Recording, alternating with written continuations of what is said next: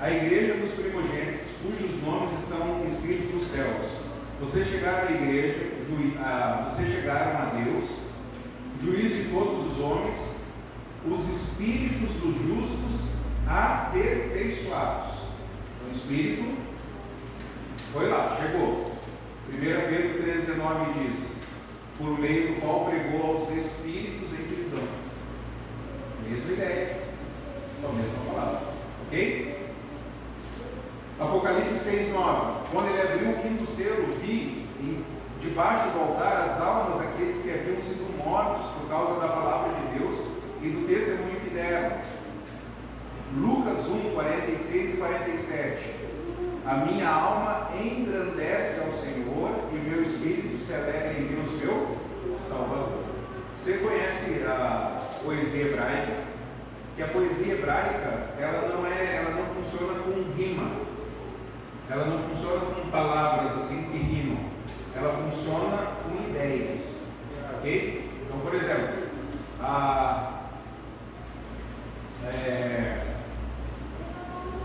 pegar aqui algum exemplo. O Maranhão é um estado que tem um sol muito quente.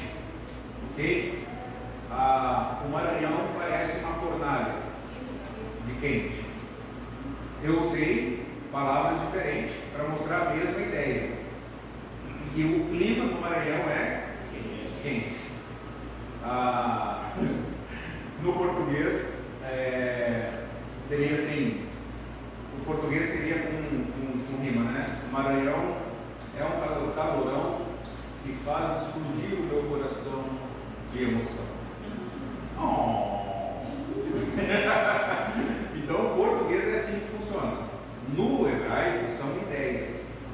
E aí quando Maria diz assim, minha alma engrandece ao Senhor, ela está fazendo uma poesia. E aí ela vai falar na mesma ideia, na linha de baixo, que é o paralelismo. É assim que vai funcionando. E aí você tem paralelismo que funciona só em duas linhas, e você tem grandes também, que vai funcionando. Então a minha alma engrandece ao Senhor e meu espírito se alegra em Deus, meu Salvador. Ela falou a mesma coisa. O que ela quis dizer? O meu interior louva a Deus. É isso que ela quis dizer. Ok? Aí você pensa assim, se nós fôssemos tricotomistas, que nós não somos, amém? Estou provocando quem é, não sei quem é, né? Mas se a gente falasse assim, se fôssemos tricotomistas, a gente falaria que quem louva a Deus é a alma ou o espírito? Ninguém quer falar, né? Ninguém quer falar que é tricotomista, né? O espírito, não é verdade? Aí da onde essa fonte epistemológica? O meu coração acha que é assim. Pois bem, vamos para a Bíblia, né? Minha fonte epistemológica é de autoridade é a palavra. Maria está dizendo que quem louva a Deus? Alma! Opa, já temos um conflito aqui. Então, a gente cria um sistema que ele não se sustenta biblicamente. É mais fácil a gente partir da ideia de um ser vivente de Gênesis, um ser humano que tem duas partes, tem barro e tem a parte material. As mesmas funções, então, na Bíblia são atribuídas tanto ao espírito quanto à alma. O homem é tido como corpo e alma, como também corpo e espírito. Toda a alma quanto o espírito, tanto a alma quanto o espírito adoram a Deus. Tudo que a alma faz, o espírito faz também. Pastor? Oi? É bem rapidão. Sim. Porque talvez eu tenha perdido essa parte. Você sair sempre para resolver algumas coisas. Mas eu não sei. Eu morei minha vida toda aqui. Eu não sei se pode ter alguém aqui que não sabe o que é dicotomia ou dicotomia. Se eu podia explicar rapidinho, para toda hora que você mencionar esse assunto, as pessoas estarem podendo. Show de bola. A gente vive numa cultura que vem umas ideias que elas se impregnam. E aí a gente tem que refutar elas, sendo que elas não existem. Olha que loucura, né? Então quando a gente fala tricotomia, é um assunto que chegou na igreja e colocou e todo mundo é. O que é um tricotomista?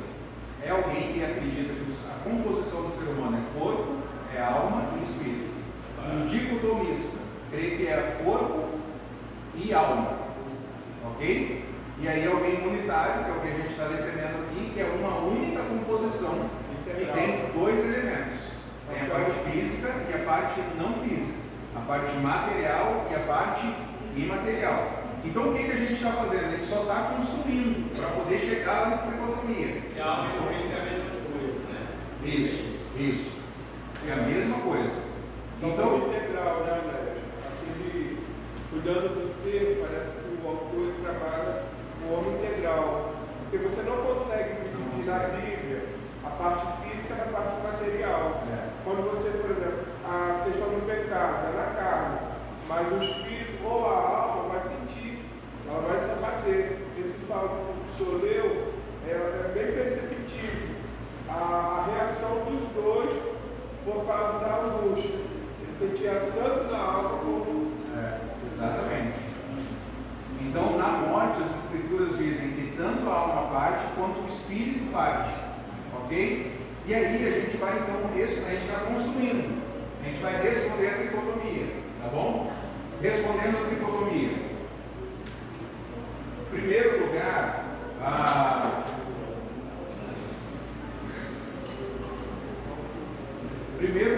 nós precisamos entender que a tricotomia não tem origem na Bíblia. A tricotomia é um pensamento grego, platônico, que entrou na igreja através de Orígenes.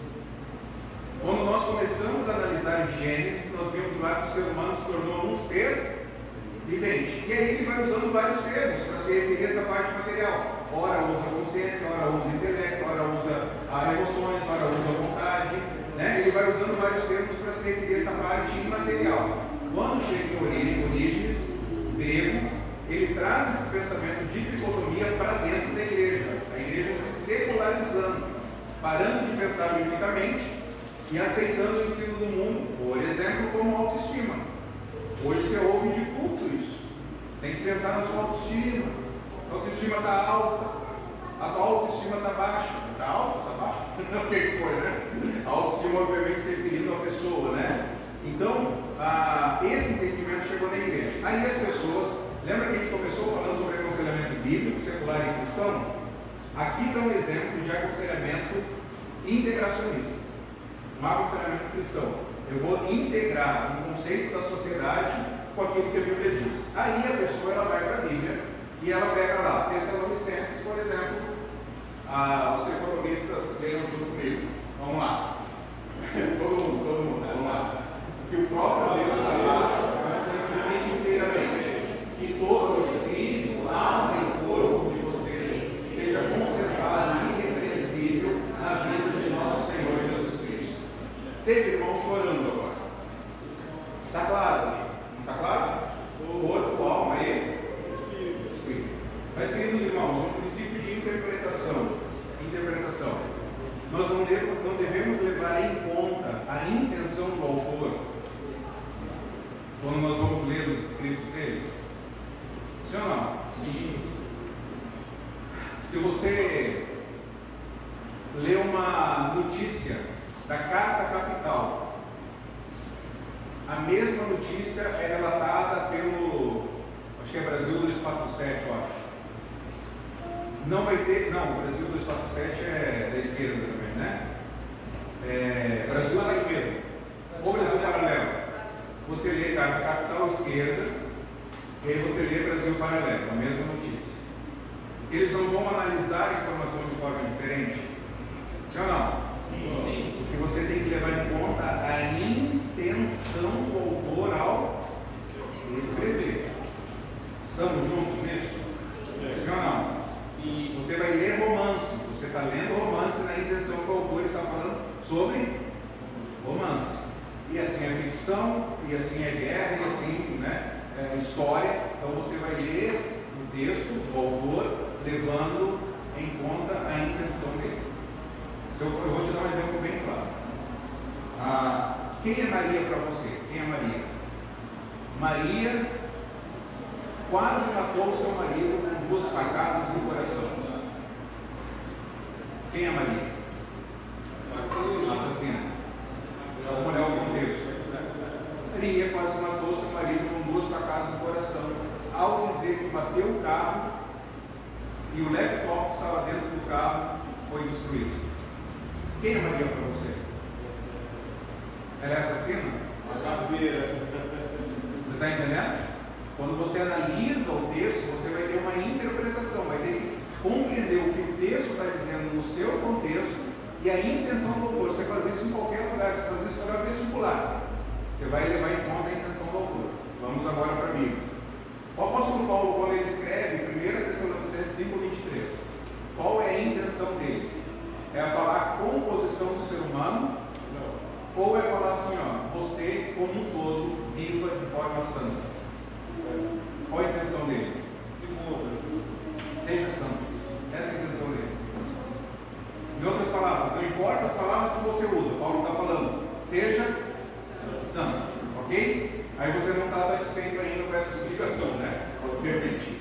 Então, nós temos aqui a ideia da santificação como um todo. Hebreus 4:12, a palavra de Deus viva e eficaz, mais afiada que qualquer espada de dois gumes. Ela penetra ao ponto de dividir alma e espírito. As pessoas que são dicotomistas, é muito engraçado porque elas usam esse texto aqui, mas elas falam o quê? Elas só falam alma e espírito. Só que o texto continua dizendo o quê? Juntas e medulas. É o físico e material, juntas e medulas. E pensamentos e intenções do coração. Imaterial. Eles param ali. E aí, com base no coração deles, eles falam que pensamentos e intenções do coração está relacionado à alma. Mas não seria mais correto o autor de Hebreus falar também outras áreas aqui relacionadas ao espírito? Não seria? Ele não fala. Porque, de novo, a ênfase que o autor está dando aqui não é na composição do ser humano. A ênfase do autor aqui, ele está falando do poder penetrante da palavra. A palavra de Deus tem poder para entrar no desconhecido do nosso interior. Você já não fez algo que você não se reconheceu fazendo aquilo? Ou falou algo que você não imaginou que falaria? Fala, gente, eu nunca imaginei que eu falaria isso. Nunca imaginei que eu faria isso. Eu não consigo me entender. Eu não consigo me entender as minhas emoções, os meus pensamentos. Eu não consigo. É isso que a palavra está falando. Eu não consigo, psicólogo não consegue, pastor não consegue, psiquiatra não consegue, médico não consegue, ninguém consegue entrar no seu interior e conseguir falar o que está acontecendo. Tem alguém que faz isso. Quem é que faz? É a palavra. Ela penetra ao ponto de dividir o indivisível. Dá para dividir a alma e espírito? Dá para dividir ele no laboratório? Está aqui a alma, está aqui o espírito? Dá? Porque é junto. Então a palavra tem poder de dividir o indivisível. 1 Coríntios da mesma forma, quem não tem espírito, né? É quem não se submete. Quem não se submete à influência do Espírito. 1 Coríntios 14:14, se ora em uma língua, meu espírito ora, mas minha mente fica infrutífera. O que Paulo está querendo dizer? Que às vezes algo não físico atua independentemente de ter-se consciência do modo como atua. O que é isso? Tem horas que está acontecendo algo dentro de nós que a gente não consegue entender o que está acontecendo, que o mundo chama isso de subconsciente. O que está acontecendo dentro de mim? Cara, eu não sei, cara. Está muito louco isso, né? Então é o nosso interior. E aí você tem, beleza, tricotomia. Deixa eu até tomar uma água aqui. Tricotomia, corpo, alma e espírito, certo? Segunda tricotomia, então, nós temos aí corpo, alma e espírito. E aí a gente quer forçar a Bíblia para a Bíblia dizer isso que a gente quer. Mas, gente, olha só, grande mandamento. Respondeu Jesus: ame o Senhor seu Deus de todo o seu. O termo aqui é corpo, alma e espírito? Não. Ame o Senhor de todo o seu coração, de toda a sua alma e de todo o seu. Cadê o corpo, alma e espírito? Não seria mais justo, correto, fácil Jesus falar, se nós fôssemos três partes só? Jesus falar, ama o Senhor teu Deus com todo o teu corpo, toda a tua alma e todo o teu espírito. Não seria mais fácil? Jesus fez isso? Não, por quê? Porque Jesus não está preocupado com essa terminologia. Jesus está falando, ame ao Senhor com quem você é. Você é o quê? Você é um ser vivente. É isso que você é. Você é um ser uno que tem o barro, que tem a parte imaterial, que são juntas, elas atuam juntas conforme todos aqueles textos que nós lemos, Então ame ao Senhor. E aí, para complicar quem é dicotomista, Jesus não usa corpo e espírito, mas Jesus traz mais dois elementos aqui. Então agora, nós temos mais dois elementos, é a omissão de corpo e espírito.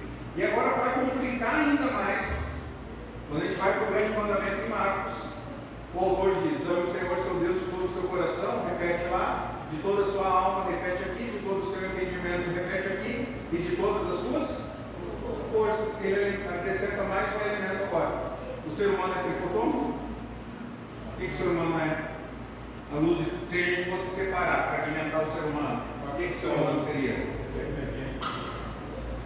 Você consegue entender? Quando a gente pega um pensamento secular e tenta forçar na Bíblia, a gente vai cometer erros. A gente tem que deixar a Bíblia falar. O que a Bíblia está falando? Ok? Alguém tem uma dúvida até aqui, nesse momento? Aí está o perigo, né, para a gente pegar os versículos isolados e aplicar. Quantas vezes? Diretamente, sem analisar o contexto. E aí também os autores querem dar ênfase quando fala do Espírito. Sempre que a Bíblia repete algo, ela está enfatizando algo, né, querendo dar força disso dentro do texto. Quantas vezes você já ouviu ser citado 1 Tessalonicenses 5:3? Está claro lá na Bíblia, corpo, alma e espírito. Sim, está claro lá a ênfase do autor. A ênfase do autor é para que nós sejamos santos. Ele não está preocupado em dividir alma e espírito. Então a gente está fazendo desdobramentos aqui de uma interpretação bíblica, porque isso tem muito a ver com aquilo que eu mencionei. Que a tricotomia ela vai trazer implicação prática para nós. Corpo, quem cuida do corpo, segundo a tricotomia, médico. Quem cuida da alma, psicólogo. Quem cuida do espírito, pastor. E a gente está vendo agora que essa parte material, na verdade, é uma coisa só, como o corpo é uma coisa só. Quando a unha está frágil, é só a unha que está com problema? O que está com problema? O corpo. Está caindo o cabelo, é só o cabelo que está com problema? É só eu chegar lá fazer um monte de figurinha, massagear, botar um creme aqui que queime igual a derrota, eu já fiz isso uma vez na vida, né? E o cabelo vai crescer? Não, porque eu tenho que trabalhar questões internas do meu coração. Ah, eu não consigo dormir, é só tomar um remedinho que eu durmo. Não, tem que trabalhar questões internas do coração. Então, o ser humano, ele tem a parte imaterial e a parte material, e a gente deve louvar o Senhor com tudo. Quais são os perigos, então, de fragmentar o ser humano? Quais são os perigos disso? Um dos perigos, segundo Tomás de Aquino, né? Não que ele falou do perigo, mas é que ele praticava isso. Ele valorizava o intelecto, a razão, e em consequência apresentou a ideia que o corpo é a principal fonte de pecado. Durante muito tempo, eu falo que a pessoa ela é tricotomista de bar. Ela é tricotomista porque ela não pagou para estudar. Eu era tricotomista, eu era ferrenhamente tricotomista. Um dia eu falei, eu quero estudar isso aí à luz do Criador. Não é o que eu acho. Eu quero estudar a luz da palavra. Me debrucei, todos esses textos que a gente está vendo aqui, outros que a gente vai ver mais a fundo ainda, a gente fruto do estudo pessoal que eu fiz. Tentar entender quem era o ser humano, como que ele é. E aí, quando a gente olha para a parte matéria, se a gente é dicotomista, talvez a gente vai achar que a matéria é má. Eu tinha esse pensamento, estou falando que todo dicotomista tem. Poderia ser um dicotomista meia boca, porque eu achava que o corpo era a prisão da alma. Então, quanto mais cedo eu fosse para o céu, melhor, porque esse corpo aqui, esse tabernáculo, está me impedindo de desfrutar a vida plena que é em Deus. E aí, quando a gente vai estudar, é que a vida ela não se limita ao momento da morte. A vida, desde o momento que a gente foi gerado, nós não morreremos mais. Com Jesus nós viveremos com Ele para sempre. Então nós vamos viver para a glória de Deus, estando nesse tabernáculo aqui ou não. Então, o Tomás de Aquino ele supervalorizava o intelecto e via aquilo que é o corpo como essencialmente mal. E aí teve uma doutrina dos gnósticos que entrou na igreja também que considerava a carne má. O espírito é bom, a parte material é boa, mas a carne é má. Então esse é um perigo de tentar fragmentar. Um outro perigo é que os semi-pelagianos eles afirmavam que o espírito humano não havia caído. Porque o espírito humano, segundo o tricotomista, é a parte que se relaciona com Deus. Ok? E quando a gente fala espírito humano, a gente não está falando do Espírito Santo, corpo, alma e espírito, segundo o tricotomista. E aí, segundo essa linha, o espírito que se relaciona com Deus. Qual que é o perigo disso? Como essa parte se relaciona com Deus, o espírito, então é dizer que a queda não afetou o ser humano como um todo. Houve uma parte do ser humano que permaneceu intacta, para ela poder se relacionar com esse Deus. Isso é um perigo, a gente dizer que o ser humano não é um pecador 100% depravado. A gente dizer que tem uma parte dele que não, talvez pode ser que tenha até essa ideia, né? Que é aquela ideia que as crianças nascem essencialmente boas, né? As crianças são boazinhas, depois elas se tornam más. Não, as crianças são más, elas nascem pecadoras. Eu não consegui encontrar essa pesquisa, eu ouvi no seminário, já procurei diversas vezes, que diz que a raiva, quando a criança está fazendo manha, quando o Luiz fosse pegar o Luiz Neto aqui, ele se jogasse no chão e esperneasse, e ele tentasse levantar aqui, e o Luiz Neto se jogasse, batesse o pé, saísse arrastando as cadeiras. Diz que a raiva que a criança tem do pai e da mãe, quando o pai e a mãe não deixam ele fazer algo, é superior de um serial killer. Que ele só não mata o pai e a mãe porque ele não tem força, porque senão ele ia matar, de tamanha raiva que ele está tendo. Então, quando você vê aquelas crianças fazendo aquele show do pecado, aquela criança só não matou o pai e a mãe porque ela não tem força, o pai e a mãe segura, porque senão ela mataria o pai e a mãe de tamanha raiva que ela está tendo. O ser humano é pecador, ok? Um terceiro perigo aqui de fragmentar o homem, né? É dizer, por incrível que pareça, que não existe morte eterna. Os aniquilacionistas afirmavam isso, né? Que o homem, quando perdeu o elemento chamado espírito, ele vai reaver através da regeneração. Portanto, apenas os regenerados vão viver para sempre. Então eles disseram, como houve eterno, o ser humano perdeu o espírito. E ele vai reaver esse espírito na ressurreição. Então, quem não é salvo, quem não recebe o Espírito Santo, ele vai deixar de existir. E nós queremos isso. Nós queremos que exista uma morte eterna, né? Uma separação eterna de Deus. E aí, um outro perigo que eu já mencionei para os irmãos é de vitimizar o ser humano.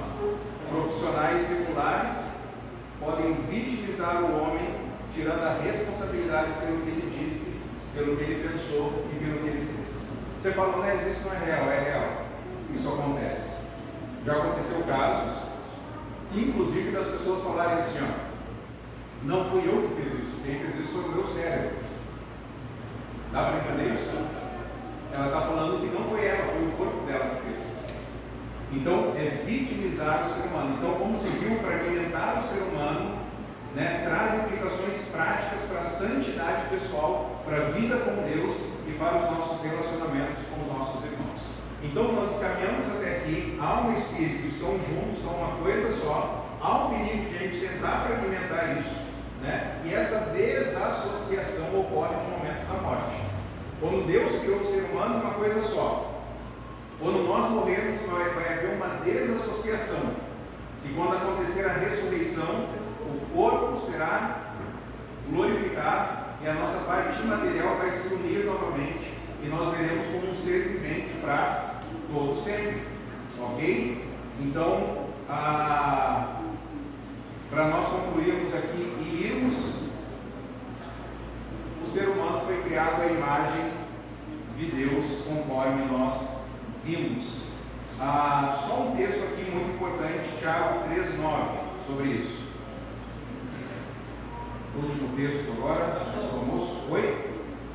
E como lidar com essa afirmação que quando alguém faz algo, né, a pessoa foi movida por um surdo? Sim. É o interior dela. Quando ela está em crise, não adianta a gente tentar conversar com ela, ela está em crise. A gente tem que acalmar ela.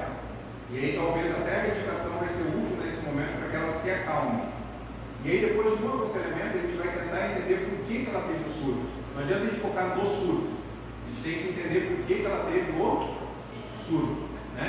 Por que ela entrou em crise, por que ela se desesperou, por que ela agrediu, por que ela se saltou no prédio. A gente vai tentar entender o processo. O que quais foram as escolhas dela. Algo muito interessante, irmãos, que é apresentado aqui nesse livro, eu acho que acabou, não, acho que está aqui, não sei se está aqui, Hábitos Escravizadores. Ele trabalha, esse aí, Hábitos Escravizadores, ele trabalha, muito obrigado, é muito interessante o título, né? Hábitos e escravizadores, né?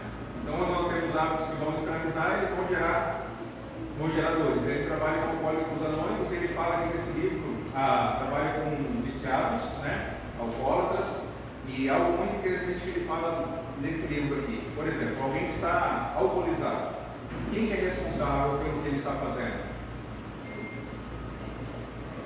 É ele, não é? Adianta eu tentar tratar ele quando ele está bêbado? A gente foi indo para casa ontem e tinha um cara lá dançando na rua sozinho, né? Adianta a gente chegar com ele, sentar e ele falar, vamos ter um aconselhamento que eu vou te ajudar agora e ver para a glória de Deus. Vai dar certo? Não vai. Então ele é alcoolizado, ele ficou violento, ele bateu, ele agrediu, etc. Ele vai falar, isso não é culpa minha, isso é culpa do álcool. Aí é muito legal o que ele fala nesse livro aqui, ó. O cara ele está viciado, ter um vício não aparece na Bíblia, escravidão aparece. Então é importante a gente refletir termos bíblicos. Ele está escravizado, então ele está escravo do álcool, ele não está conseguindo se controlar com álcool. Ele é um homem tão bom sem álcool, mas quando ele bebe, ele fica agressivo, fala palavrão, fica mulherengo, ele não consegue se controlar. Ok, ele está escravo do álcool. Aí o que ele fala no livro, que é incrível, ele fala assim, ó, escravidão voluntária. Ou seja, a pessoa se colocou em escravidão. Ela falou, a partir de agora o meu senhor é o álcool. Consegue entender? Então nós, como conselheiros, nós vamos entender o processo dele ter se colocado como escravo do álcool. Quando ele está escravo do álcool, ele está com cocaína, ele está com maconha, ele está numa overdose, não adianta, ele não está no controle dele, ele teve um surto. Mas a gente vai trabalhar na escravidão voluntária dele, ok? Tiago 3,9. Quem pode ler? Porém, bendizendo o Senhor e Pai, com ela somos homens feitos à semelhança de Deus. Muito obrigado. Olha que incrível. Falar mal das pessoas, difamação, tirar a boa fama dele, é um pecado grave. E aí Tiago diz aí algo muito específico, que você está pecando contra alguém que foi criado à imagem conforme a semelhança de Deus. Que incrível isso. Então, para nós tomarmos cuidado então, com a nossa língua. Ok? Nós voltaremos que horas? Definiram? 1h30, 2 horas? 2. 1h30, pastor, para adiantar meia hora. 1h30 nós voltamos. 1h30 eu faço o sorteio de novo. Tinha umas 6 pessoas só aqui, e aí uma lá ganhou o livro, tá bom? 1h30.